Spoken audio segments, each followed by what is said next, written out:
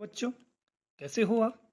मेरा नाम है अंकित सिंह पवार और आज हम पहुंच चुके हैं क्विक रिवीजन सीरीज के chapter number 3 P block elements में, जहां हम आज ब्रीफ रिवीजन करेंगे ग्रुप 15 का, जिसमें सबसे पहले हम डिस्कस करेंगे नाइट्रिक एसिड का।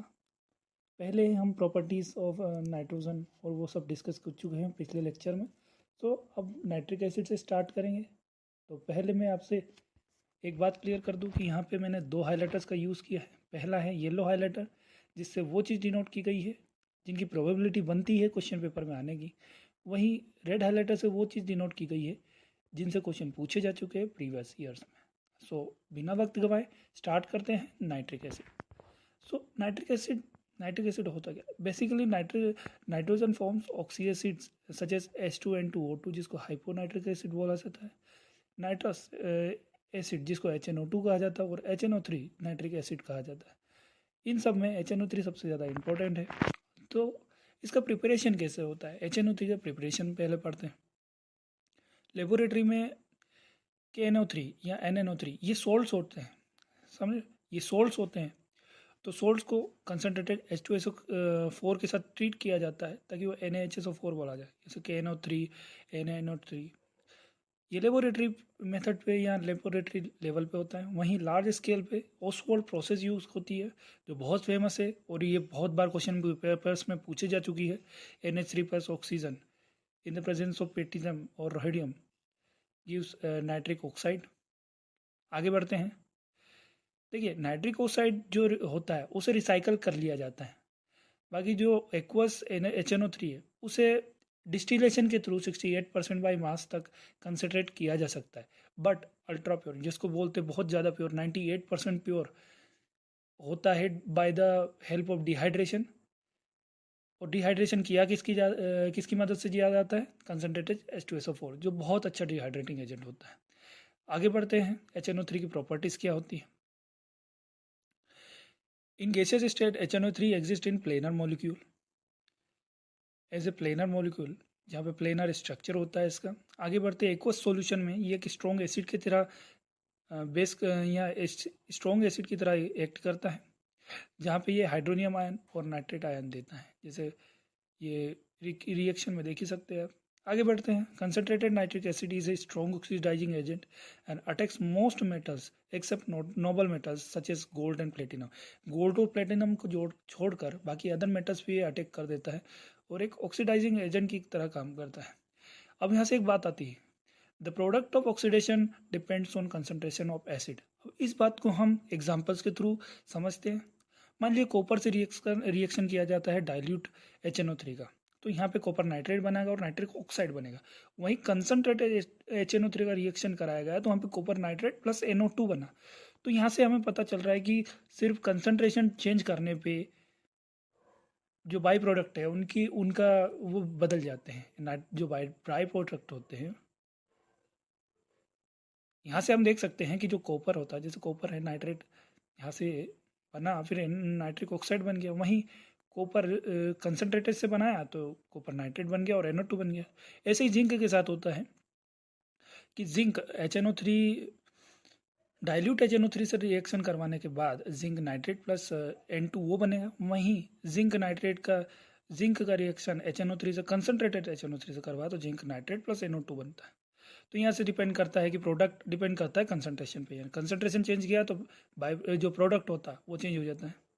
आगे बढ़ते। Some metals like chromium aluminium do not dissolve in concentrated nitric acid because formation of passive film on oxide on surface. बात यह है कि जो क्रोमियम या एल्यूमिनियम है वो HNO3 में भी डिसॉल्व नहीं होते। कारण ये है कि यह इनके ऊपर एक ऑक्साइड की लेयर बन जाती है इनके सरफेस पे, जो इनकी रिएक्टिविटी को डिक्रीज कर देती है। वहीं ये सब क्वेश्चन पूछे जा चुके हैं। वहीं एक और बहुत इंपॉर्टेंट क्वेश्चन कि एसिड जो होता है कंसनट्रेटेड नाइट्रिक एसिड है वो आयोडीन को आयोडिक एसिड में कन्वर्टेड कर सकता है, कार्बन को CO2 में, सल्फर को H2SO4 में। अब सबसे इम्पोर्टेंट ब्राउन रिंग टेस्ट। तो ब्राउन रिंग टेस्ट होता क्या है? पहले the familiar brown ring test for nitrates depend on ability of Fe+2 to reduce nitrates to nitric acid. वहीं अब क्या होता है कि जो ब्राउन रिंग टेस्ट होता है वो नाइट्रेट के आयन के कन्फर्मेशन के लिए होता है। इसमें क्या होता है कि जो फेरस सल्फेट होता है, फेरस सल्फेट नाइट्रेट को नाइट्रिक ऑक्साइड में कन्वर्ट कर देता है। अब ये नाइट्रिक ऑक्साइड वापस फेरस सल्फेट से रिएक्ट करने के बाद ब्राउन रिंग कॉम्प्लेक्स बनाता है। अब ये जो टेस्ट होता है usually this test is usually carried out by adding dilute ferrous sulphate. देखिए फेरस सल्फेट ऐड किया है to an aqueous solution of concentrating containing nitrate ion होता है and then carefully adding concentrated sulphuric acid. अब क्या होता है जो टेस्ट ट्यूब होता है उसकी साइड्स के अलोंग केयरफुली हम कंसंट्रेटेड H2SO4 डालते हैं। अब जहाँ पे H2SO4 सॉल्यूशन से मिलेगा तो वहाँ पे वो ब्राउन रिंग का फॉर्मेशन कर देता है। A brown ring at the interface between solution and sulfuric acid indicate the presence of nitrate ions. तो ये इक्वेशन देखिए नाइट्रेट का फेरस से रिएक्शन H प्लस यहाँ पे H2SO4 को डिनोट करता है नाइट्रिक ऑक्साइड बना जो कि फेरस से फिर रिएक्शन करने के बाद ब्राउन रिंग कॉम्प्लेक्स बना देता है। अब यूजेस में सबसे मेजर है कि pickling of stainless steel. Pickling of stainless steel सबसे मेजर यूज़ होता है नाइट्रिक ऑक्साइड का। बाकी ये यूजेस पढ़ लीजिएगा। अब आगे बढ़ते हैं फॉस्फोरस के एलोट्रोपिक फॉर्म्स के लिए। देखिए फॉस्फोरस मेनी एलोट्रोपिक फॉर्म्स में प्रेजेंट होता है जैसे वाइट, रेड, ब्लैक। तो सबसे पहले पढ़ते हैं वाइट फॉस्फोरस जो कि एक वाइट ट्रांसल्यूसेंट वैक्सी सॉलिड होता है, पॉइजनस होता है, वाटर में इंसोल्यूबल होता है पर कार्बन डाइसल्फाइड में ये सोल्यूबल होता है और ग्लो करता है डार्क में, इसलिए इसे केमिल्यूमिनेसेंस कहा जाता है। इस प्रॉपर्टी को ग्लोइंग इन डार्क जो प्रॉपर्टी होती है उसको केमिल्यूमिनेसेंस कहा जाता है। वहीं ये जैसे फॉस्फोरस है वो बॉइलिंग एनओएच जो होता है उसके में डिजोल्व होता है एक इनर्ट एटमोसफियर में। देखिए क्या होता है कि जो फॉस्फोरस होता है वो बॉइलिंग एनओएच से रिएक्शन करेगा इनर्ट एटमोसफियर में और फॉस्फीन दे देगा। ये एक डिस्प्रोपोर्शनेशन रिएक्शन होता है जहाँ पे फॉस्फीन एक जो फॉस्फोरस होता है रिड्यूस होकर फॉस्फीन बनाता है, ऑक्सीडाइज होकर सोडियम हाइड्रोफॉस्फाइड बनाते हैं। आगे बढ़ते व्हाइट फॉस्फोरस होता है लेस स्टेबल होता है due to more angle strain और इसके कारण इसकी रिएक्टिविटी भी बढ़ जाती है। जैसे कि फॉर एग्जांपल ये एयर से रिएक्शन करने के बाद ये आग पकड़ लेता है और dense white fumes of P4O10 बनाता है। आगे बढ़ते हैं। देखिए अब यहाँ पे ये जो डिस्क्रीट टेट्राहेड्रल मॉलिक्यूल्स होते हैं P4 के, वाइट फॉस्फोरस में डिस्क्रीट होते हैं, डिस्क्रीट मतलब अलग सिंगल यूनिट के जैसे। वहीं रेड फॉस्फोरस जो होता है वो नॉन पॉइजनस होता है, वाटर में और कार्बन डाइसल्फाइड में दोनों में ही इंसॉल्युबल होता है। आगे बढ़ते हैं लेस रिएक्टिव होता है क्योंकि स्टेबिलिटी ज़्यादा होती है, पॉलीमेरिक फॉर्म में प्रेजेंट होता है। टेट्राहेड्रल जो होता है P4 P4 टेट्राहेड्रल रिंकेज होता है इसमें। अब सबसे आगे बढ़ते हैं ब्लैक फॉस्फोरस जिसके दो फॉर्म होते हैं, एक अल्फा ब्लैक एक बीटा ब्लैक। अल्फा ब्लैक को हम मोनोक्लिनिक रोम्बोहेड्रल बोलते हैं, वहीं बीटा ब्लैक फॉस्फोरस को जो ये प्रिपरेशन होती है वो होते हैं वाइट फॉस्फोरस को हीट कर दिया जाता है अंडर हाई प्रेशर में। अब आगे बढ़ते हैं फोस्फीन का प्रिपरेशन होता है by reaction of calcium phosphide with water और डाइल्यूट HCl या से रिएक्शन या फिर कैल्शियम फॉस्फाइड से वाटर का रिएक्शन, इन दोनों में जैसे वाटर से रिएक्शन कैल्शियम हाइड्रोक्साइड फोस्फीन, वहीं कैल्शियम फॉस्फाइड का HCl से रिएक्शन तो CaCl2 और PH3। अब ये तो हो गई बात। अब आगे बढ़ते हैं लेबोरेटरी में ये बता दिया इनर्ट एटमोसफियर पे कंसनट्रेटेड HNO3 में रिएक्शन करेगा साथ में, सो यहाँ से फोस्फीन बनेगा और सोडियम हाइपोफॉस्फाइड बन जाएगा। अब आगे बढ़ते हैं। अब यहाँ से कभी इम्प्योरिटीज़ को प्योर करना हो, टू प्यूरिफाई द इम्प्योरिटीज़, जो फॉस्फोरस होता है उसे उसे हम HI में एब्जॉर्ब करवा देते हैं जिससे फॉस्फोनियम आयोडाइड बनता। अब ये जो फॉस्फोनियम आयोडाइड है इसका रिएक्शन हम एक एल्काली से करवा देते हैं। तो यहाँ पे क्या होता है कि जो एल्काली से जैसे KOH है एल्केलाइन, ये यहाँ से रिएक्शन करवा दिया तो ये वापस फॉस्फोरस में कन्वर्ट हो जाता है, फॉस्फीन में कन्वर्ट हो जाता है। ये फॉस्फीन की बात होती है यहाँ पे, माफ़ कीजिएगा मैंने फॉस्फोरस का नाम ले दिया पर ये फॉस्फीन की बात हो रही है। अब बात करते हैं प्रॉपर्टीज़। तो इसमें सबसे पहला आता है कि ये कलरलेस होता है और सबसे important rotten fish smell, particular rotten fish smell phosphorus यहाँ फॉस्फीन की होती है और हाईली पॉइजनस होती हैं। आगे बढ़ते ये रिएक्शन देख लीजिए, CuSO4 पर फॉस्फीन जो CO3P2 देता है, HgCl2 का Hg3P2 देता है। यूजेस होता है स्मोक स्क्रीन्स में।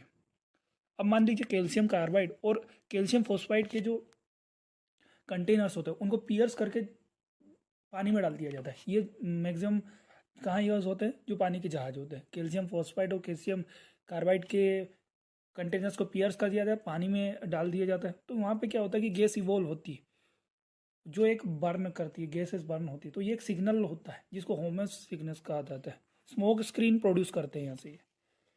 आगे बढ़ते हैं। इन व्हाट वे क्वेश्चन आता है, in what way we can why it is prove that PH3 is basic in nature, क्योंकि इसके पास लोन पेयर होता है जो कि ये लिविस एसिड का, लिविस बेस का काम करता है एज ए डोनर। अब बॉन्ड एंगल यहाँ पे पूछा था PH3 का, PH4 का हाइयर होता है PH3 से, बिकॉज कारण होता है फॉस्फिन में लोन पेयर होता है जो एंगल स्ट्रेन करवा देगा due to lone pair bond pair repulsion. वहीं PH4 पॉजिटिव में कोई भी लोन पेयर होता नहीं है, तो यहाँ पे एंगल बड़ा ही होगा। आगे बढ़ते हैं, what is phone when PH3 react with an acid. तो ये देखिए एग्जाम्पल, ज़्यादा दूर जाने की ज़रूरत नहीं, ज़्यादा दूर जाने की ज़रूरत नहीं है। एग्जाम्पल 7.6 में ही एसिड है HI, उससे रिएक्शन करा तो फॉस्फोनिमाइडेट बन गया यहाँ पे। अब आगे बढ़ते हैं, फॉस्फोरस हैलाइड। तो फॉस्फोरस देखिए दो तरह के, एक PX3 टाइप और एक PX5 टाइप के हैलाइड बनाता है, जिसमें से पहला है PCl3 फॉस्फोरस ट्राइक्लोराइड, जिसका देखिए ये इनऑर्गेनिक नहीं, ऑर्गेनिक में क्वेश्चन पूछे जाते हैं। ऑर्गेनिक में डायरेक्टली क्वेश्चन पूछा जाता है। फॉस्फोरस का रिएक्शन और SO2Cl2 से करवा दिया तो क्या बनता है PCl3, SO2 निकल जाती है एज ए बाई प्रोडक्ट। वहीं फॉस्फोरस पेंटाक्लोराइड, अब यहाँ पे आता है तो इसका जो शेप होता है वो पिरामिडल शेप होता है, sp3 हाइब्रिडाइजेशन होता है। PCl5 भी वैसे ही रिएक्ट करता है जैसे P4 का रिएक्शन SO2Cl2 से करवा दिया तो PCl5 बन गया। अब प्रॉपर्टीज देखिए, वाटर से रिएक्शन करवाएगा तो पहले ये हाइड्रोलाइज होगा, तो ये पहले पार्शियली हाइड्रोलाइज होगा PCl5, फिर बाद में वापस वाटर से रिएक्शन करवाने का POCl3 H3PO4 में बनेगा, तो ये कंप्लीट इसका हाइड्रोलिसिस होता है। वहीं PCl5 को हीट करने पे PCl3 बनता है। वहीं एल्कोहल से रिएक्शन करवाने पे PCl5 का, तो वहाँ से एल्काइल हैलाइड बनता है। वहीं कार्बोक्सिलिक एसिड जैसे एसिटिक एसिड होता है, उसका रिएक्शन कार्बोक्सिलिक एसिड या एसिटिक एसिड का रिएक्शन PCl5 से करवाया जाए तो एसिटाइल क्लोराइड बनता है। अब आगे बढ़ते हैं कि जो PCl5 होता है उसका स्ट्रक्चर कैसा होता है, ट्राइगोनल बाइपिरामिडल। अब इसमें दो साइज होते हैं, इस दो जैसे मान लीजिए दो यहाँ पे लेंथ होती है, एक होती है इक्विटोरियल बॉन्ड लेंथ और दूसरी होती है axial bond length. Equatorial bond length आपस में इक्वल होगी, वहीं एक्सियल बॉन्ड लेंथ आपस में बराबर होगी। वहीं इक्विवेलेंट बॉन्ड लेंथ और इक्विटो जो एक्सियल बॉन्ड लेंथ, वो दोनों में डिफरेंस होता है। एक्सियल बॉन्ड लेंथ ज़्यादा बड़ी होती है इक्विटोरियल से, बिकॉज क्योंकि यहाँ पे क्या होता है, रिपल्सन बिटवीन मॉलिक्यूल्स ज़्यादा होता है और रिपल्सन के कारण इनकी बॉन्ड लेंथ बढ़ जाती है। आगे बढ़ते हैं, PCl3 फ्यूम इन मॉइस्चर क्यों करता है, वाई फ्यूम करता है ये मॉइस्चर में। तो इसका बात ये होती है कि जब PCl3 को हाइड्रोलाइज किया जाता है तो ये H3PO3 बनाता है, बट इसके साथ जो HCl रिएक्ट करता है, जो HCl निकलता है एज ए बाई प्रोडक्ट, वो उसके वाइट फ्यूम्स होते हैं। आगे बढ़ते हैं, फ्यूम्स होते हैं क्या, are all the 5 bonds in PCl5 molecule equivalent. हाँ, इक्विवेलेंट होते हैं आपस में, बट एक्सियल बॉन्ड लेंथ और इक्विटोरियल बॉन्ड लेंथ अलग होती है। अब आगे बढ़ते हैं, what happens when PCl5 is heated, heat कर दिया तो PCl3 बनेगा। अब ये PCl5 का बैलेंस इक्वेशन, अब ये तो मैंने बना ही दिया। आगे बढ़ते हैं, oxy acids of phosphorus.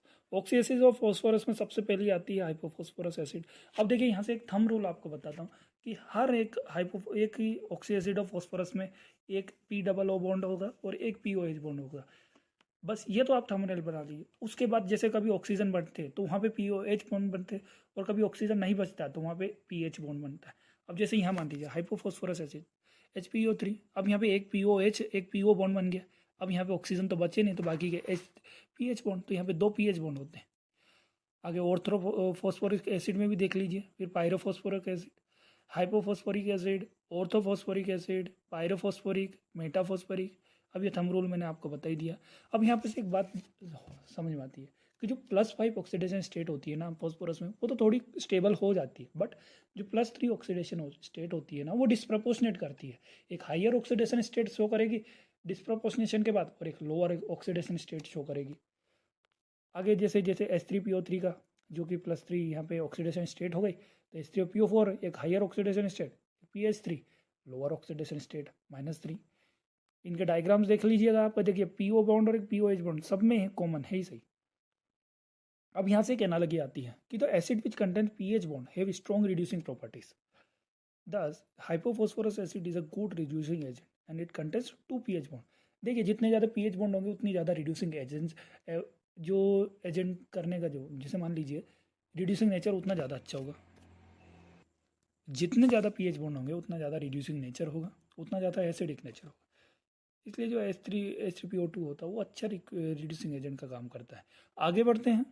PH bond, जो पीएच बॉन्ड होता है दे आर नॉट आयोनाइजेबल, उनको H+ में कन्वर्ट नहीं किया जा सकता। अब आगे बढ़ते हैं।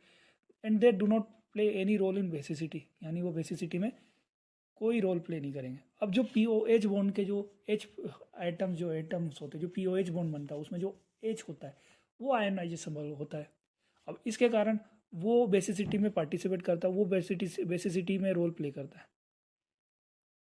दस H3PO3 एंड H3PO4 आर डाइब्रेसिक और ट्राइबेसिक। यहाँ पे क्योंकि यहाँ पे जितने ज़्यादा POH बॉन्ड उतने ज़्यादा इनकी बेसिसिटी। जैसे H3PO3 का 2 POH है, वहीं H3PO3 में 3 POH बॉन्ड है। अब यहाँ से एग्जाम्पल आता है, how do you account for reducing behaviour of H3PO2। Reducing behaviour pH bond पे आगे, जितने ज़्यादा पीएच बॉन्ड उतने ज़्यादा रिड्यूसिंग नेचर। आगे बढ़ते, what is the basicity of H3PO, ऊपर ही दे रखा है 3। What happens when H3PO3 is heated, तो यहाँ से HPO2 बनता है। सो इसी के साथ ये वीडियो समाप्त होता है। वीडियो पसंद आया हो तो लाइक कीजिए, कमेंट कीजिए, सब्सक्राइब कीजिए हमारे चैनल को। धन्यवाद।